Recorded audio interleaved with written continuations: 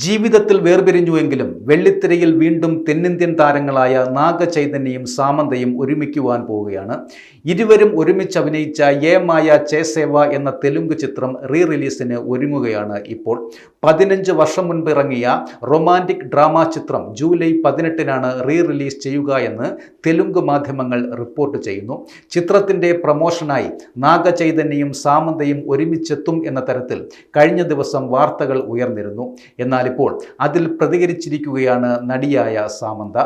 നാഗചൈതന്യവുമായി ചിത്രം പ്രമോട്ട് ചെയ്യാൻ തനിക്ക് ഒരു ഉദ്ദേശവും ഇല്ല എന്നാണ് സാമന്ത ഇപ്പോൾ വ്യക്തമാക്കിയിരിക്കുന്നത്.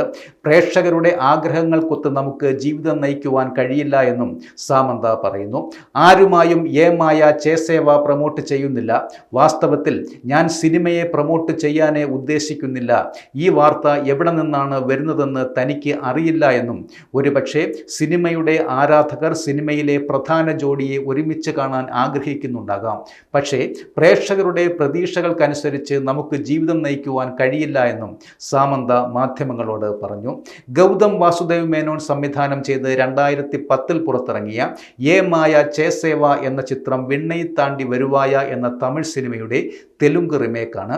AR റഹ്മാന്റെ സംഗീതവും കാർത്തിക് ജസ്സി പ്രണയകഥയും ഇന്നും ആരാധകർക്ക് ഏറെ പ്രിയപ്പെട്ടതുമാണ്. യേ മായ ചേസേവയുടെ റിലീസ് പ്രഖ്യാപനം ആരാധകരിൽ വലിയ ആവേശമാണ് ഉണ്ടാക്കിയിരിക്കുന്നത്. യേ മായ ചേസേവ എന്ന ചിത്രത്തിലാണ് സാമന്തയും നാഗചൈതന്യയും ആദ്യമായി ഒരുമിച്ച് അഭിനയിച്ചത്.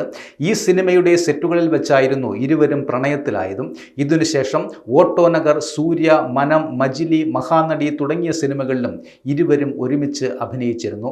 2021 ഒക്ടോബറിലായിരുന്നു താരങ്ങളായ സാമന്തയും നാഗചൈതന്യയും നിയമപരമായി വേർപിരിഞ്ഞത്.